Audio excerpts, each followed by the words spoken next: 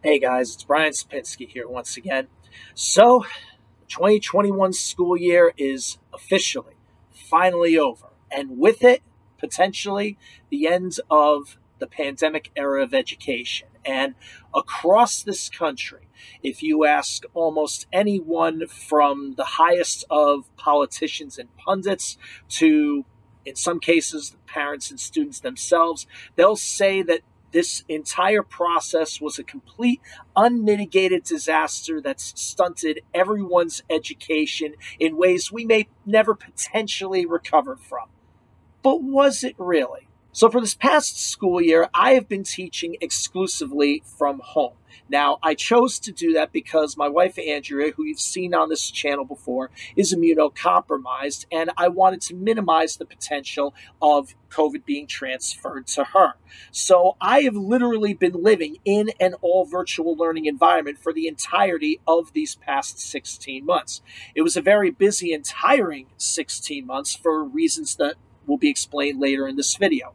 And did virtual learning have its problems? Sure, of course it did.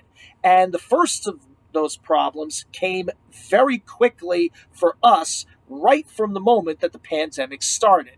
If you recall, back in the spring of 2020, Brianna, Joey, and I were doing a series of live streams on this channel to help continue their math education, along with taking requests from anyone who stumbled upon what we were doing. Hey, I even had a few kids from Holland stop in one time to ask me about scatter plots. So you might even potentially argue that for a brief moment I was an international superstar.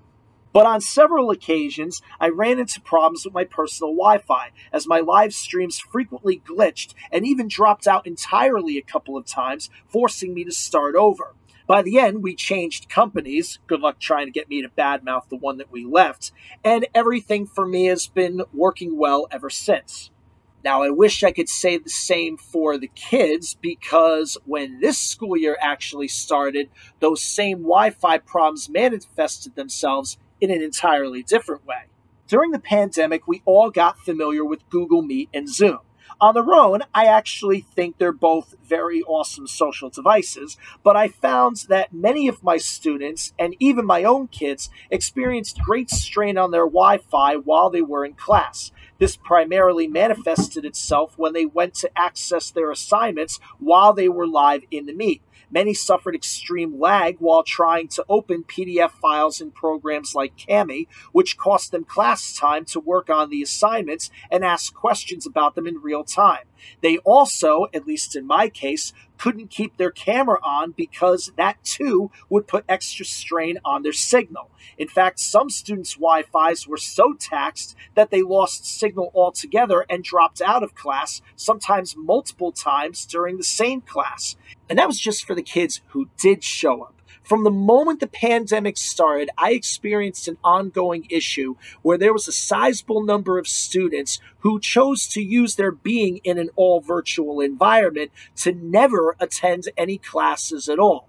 Now, this does not count those students on the high school level who were dealing with some type of family issues relating to the pandemic that required them to step in.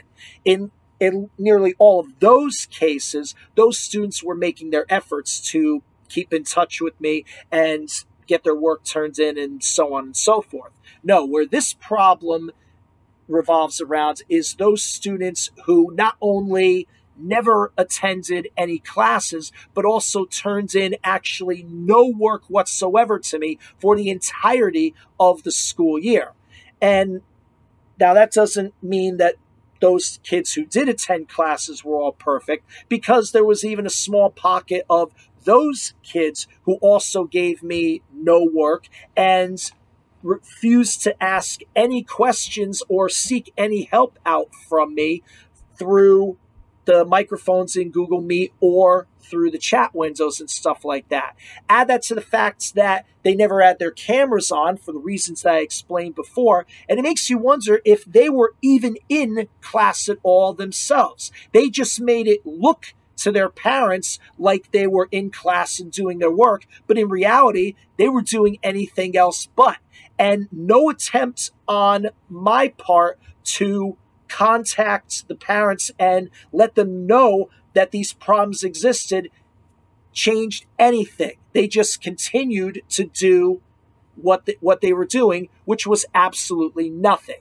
This is where I feel that most of the criticism about virtual learning lies. And honestly, I think that it's grossly unfair. Now, look, we may not all have liked the virtual learning environment, but we have to still recognize that it was, in fact, a learning environment. And no matter what a learning environment looks like, it only ever truly works if all sides responsibly participate in it. And yes, I understand that there are students that have IEPs or other type of special documents, but they're the exception rather than the norm. The bottom line is one side cannot do everything in a learning environment. So if you are a perfectly capable student and you voluntarily choose to sit in a learning environment and do absolutely nothing, regardless of the reason, then you are the one that is willingly causing it to fail. You cannot blame that on teachers like myself or administration or anybody else because you did not play your role. So while we may all be overjoyed to get back to real classrooms in September, before you get there, if you are one of these kind of people, you should really sit down and take a look at your own personal behaviors and responsibilities. And going forward, make sure that you never do a disservice to yourself like that ever again. But for all of the criticisms, there were several big positive takeaways that I personally got out of the virtual experience. Let's start with a very easy one, Google Classroom. Now, I understand that this existed before the pandemic started, but many schools were only just beginning to get accustomed to it. Now, it's part of everyone's habit now. And thanks to apps like Kami, having PDF copies of the assignments accessible online cuts down on paper a little bit. So going forward, there's less excuse than ever to not know what the assignment is, what it looks like, when deadlines are, or anything like that when you're absent because it's all right there. Next, let's go back to Google Meet and Zoom for a moment. Now, even for those students that were on a hybrid model, there were still days that were being conducted exclusively from home. As we move forward now, I can easily see opportunities where virtual days could be added to a regular school calendar. That would mean more opportunities to have days that officially count toward the required number of school days that a year has to have. And by the end, it means a few less days spent inside hot schools and classrooms. Yes, even with air conditioning, hot environments still exist. And we get out of school a few days sooner because, please, we go far enough into June as it is in most cases. And you don't even have to make virtual days like these full school days. You could easily make them on a half-day schedule. Arrange as many 30-minute or however long the periods have to be so that all the students' classes meet. You fulfill the 4-hour requirement that a day needs to be in order to officially count it. And everybody's done by 12:30 or 1 o'clock. Easy peasy, all nice and fine. So why not do a virtual day here and there to make it a little bit easier on people? Personally, here in Jersey, I can see two opportunities to do that. The first is Election Day because that week here in Jersey in November is already shortened by 2 days by the teachers' conventions. And I can't stand that we lose another day right smack in the middle of an already short week because the schools have to be used for the election booths. So why not make it a virtual day? I can't stand that week. And the second, snow days, but only on the condition that the power in town is not compromised and everything is in full working order. Now, I know what some of you are going to say. Oh, no, don't take away our snow days, please. But hey, I'm sorry. If it were up to me, Daddy likes his summers better. Next, there was the teaching model. Viewers of this channel, including my own students, know that the reason I started this channel was to be able to conduct my lessons in a flipped classroom style, where the lecture is watched from home and the notes taken there, and then the work is done inside the live classroom with peer groups and direct supervision. During this pandemic year, many teachers were encouraged to adopt a similar style in preparing their own lessons. And thanks to that, I was actually able to share my expertise in video making with a number of my colleagues. And the best part is, you don't even need any type of fancy editing equipment like Vegas Pro, which I currently use. In fact, you could create very simple video presentations using a combination of PowerPoint, OBS Studio, and Screencastify, the latter two of which are completely free to download. If you want to learn how, reach out to me and I'll be glad to give you a demonstration. Now, some of you may be asking me, but wait, aren't you a high school math teacher? Where are your high school math videos on this channel? They do exist, but they are currently unlisted right now, and that's for a couple of reasons.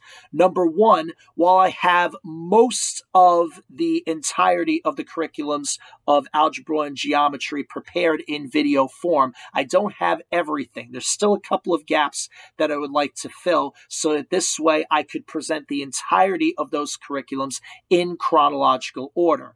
And the second thing is that the high school level videos I like to prepare in more of a slideshowy type of format or whatever. And most of the videos as I made them this year are not in that format because I did not have time to do the proper editing process for those videos. Again, for reasons I will explain in just a moment. But ultimately, everything is going to get repackaged and you will ultimately see it on this channel the way it is meant to be seen.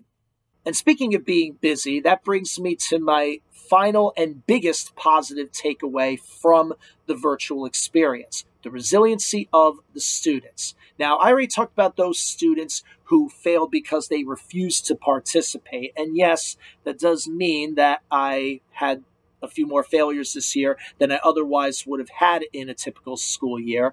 But I was also very proud to see that I had a good group of students who were taking advantage of opportunities that I was giving them to see me for private group sessions during after school hours when they were having trouble.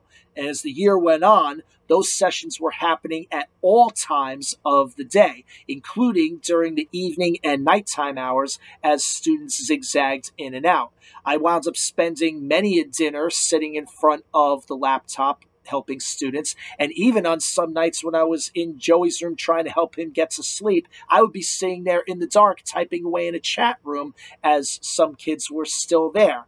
And that meant that in turn, I spent a lot of hours working into the wee hours of the morning because I was trying to catch up on grading the assignments that I was getting from students and keeping them updated on their progress that way. So it was a lot of lost sleep, obviously not the healthiest thing to do in the world, and some will argue that I went way beyond what my job description required of me, but that was the goodness of my own heart talking. I didn't want to see these kids fall through the cracks, and I recognized that many of them were just trying to make the best of a bad situation. So I wanted to be there to help them in any way that I possibly could.